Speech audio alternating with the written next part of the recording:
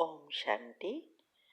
हाँ, कई बार हम प्रश्न के उत्तर में कहते हैं कि आप YouTube पर हमारे चैनल पर जाओ और प्लेलिस्ट में आपको सब कुछ ग्रुप वाइज मिलेगा। लेकिन कईयों की कंप्लेन होती है कि हम उसको प्लेलिस्ट में जाने का समझ नहीं आ रहा है और या नहीं जा रहे हैं। तो उसके लिए मैंने यहाँ विधि बताई है कैसे चैनल खोलनी है और कैसे आप प्लेलिस्ट में जाके चूज़ कर सकते हैं। तो प्लीज़ ये विधि फॉलो करो। ओम शांति। अगर आपको मेडिटेशन और हेल्थ की बातों को अच्छी रीति समझना है तो यूट्यूब चैनल है शिव शक्ति मेडिटेशन बीके कुसुम। फिर सब्सक्राइब करेंगे और जो लक्ष्मी नारायण का आइकॉन है उस पर टच करेंगे तो हमारी चैनल खुल जाएगी। वहाँ प्लेलिस्ट में आपको सब कुछ ग्रुप वाइज मिलेगा। साथ साथ लाइक शेयर और कमेंट भी कीजिए। इससे आपका दुआ का खाता बढ़ेगा, बुद्धि का ताला खुलेगा और आप जल्दी जल्दी आगे बढ़ सकोगे। ओम शांति। ओम शांति। आपका प्रश्न है, सतयुग से आत्मा धीरे धीरे नीचे उतरती है, द्वापर तक आते आते 8 कलाएं कम हो जाती है, तो जरूर आत्मा के संकल्पों की क्वालिटी बदलती है। तो फिर सूक्ष्म कर्म तो आत्मा के बनते हैं, तो सतयुग त्रेता में कर्म कैसे होते हैं? उत्तर है, देखो, जब आत्मा परमधाम से आती है और प्रकृति के साथ जुड़ती है, माना गर्भ में आती है, तो दोनों एक दूसरे से जुड़ने से एक दूसरे की असर होती है। इसीलिए इस सृष्टि पर कोई भी चीज स्थायी नहीं रहती। ये सृष्टि का नियम है परिवर्तन, क्योंकि इससे 3 एनर्जी भी जुड़ी है, इलेक्ट्रॉन, प्रोटॉन और न्यूट्रॉन।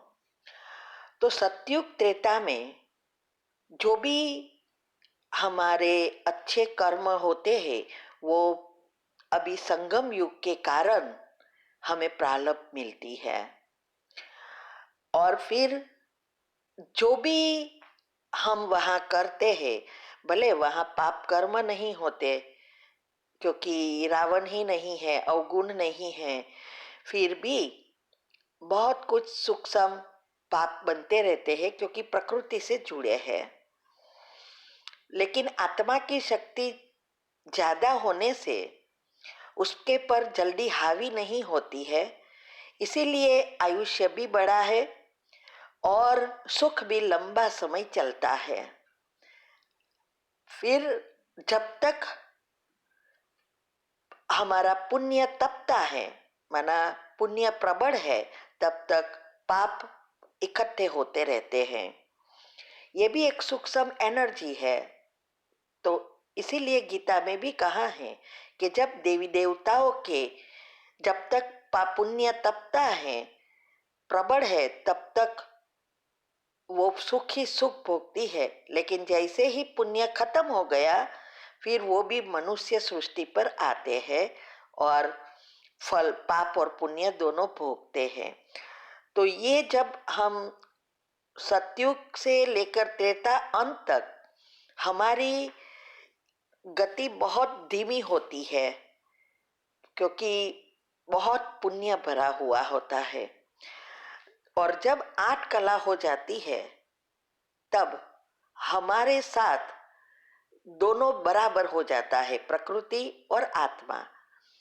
इसीलिए द्वापर में भी इतना दुख नहीं है क्योंकि वातावरण भी 50% अच्छा है। ऊपर से आत्मा आती है, वो भी सृष्टि की जितनी एनर्जी लेवल है उस अनुसार ही आती है। इसीलिए द्वापर में कला कम है लेकिन दुख इतना नहीं है। फिर द्वापर से फिर कलयुग में जब आते हैं और जैसे जैसे कलयुग का अंत आता जाता है उतने में हमारी आत्मा की शक्ति एकदम ड्रेन होती जाती है, खलास होती जाती है। इसीलिए प्रकृति का कंट्रोल आ जाता है, माना शरीर की कर्मेंद्रिय का कंट्रोल मन के ऊपर आ जाता है। इसीलिए सतयुग त्रेता का आधार सिर्फ संगम युग है, बाकी का द्वापर से हमारे कैसे कर्म, कैसे संकल्प, उस अनुसार हमारा भाग्य बनता जाता है। ठीक है, ओम शांति।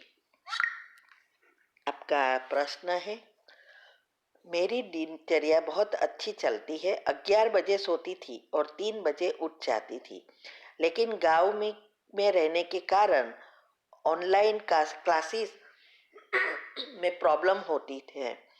तो रात में नेट बहुत अच्छा रहता है। तो हम जब सो जाते हैं तो मुझे वाईफाई कनेक्शन भी मिल जाता है। तो मैंने सोचा 7 से 11 सो जाऊं और 11 से 3 पढ़ाई करूं और अमृत वेला बाद में करूं। ये डिसीजन सही है?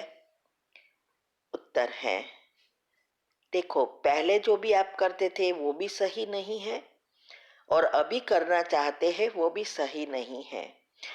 क्योंकि 7 बजे सो जाने से हमारे जो एनर्जी लेयर्स जो है, माना हमारी ये जो स्लीप साइकिल है वो पूरी नहीं होगी, तो आपकी आत्मा में शक्ति नहीं भरेगी। इसीलिए अच्छा यह है कि 8 बजे अच्छी रीति सो जाओ, माना 6 बजे के पहले भोजन ले लो, फिर 8 बजे के करीब सो जाओ और 2 बजे उठो। तो आपके स्लीप साइकिल भी अच्छी रीति सेट हो जाएगी, तो आत्मा में शक्ति भरेगी। और वैसे भी 2 बजे तक का समय अच्छा नहीं होता है, इसीलिए याद भी नहीं रहेगा। दूसरा, आपकी स्लीप साइकिल अच्छी नहीं होने के कारण आप उठ तो जाएंगे लेकिन फ्रेश नहीं रह सकेंगे, जो भी पढ़ेंगे वो याद भी नहीं रहेगा। इसीलिए 2 बजे उठेंगे और फिर आप पहले योग कर लो और बाद में पढ़ना शुरू करो, तो आपका ये जो पढ़ा हुआ बहुत याद रहेगा। 5 घंटा पढ़ो और आधा घंटा ऐसे पढ़ो, सेम है। इसीलिए 2 बजे उठकर आप पहले ये योग कर लो, 5 मिनट की कमेंट्री, और फिर आपको याद रहता है वो भी ऐड कर दो। 21 बार याद शक्ति और एकाग्रता बढ़ गई है, ऐसे फिर योग करो और फिर पढ़ने बैठो 3 बजे।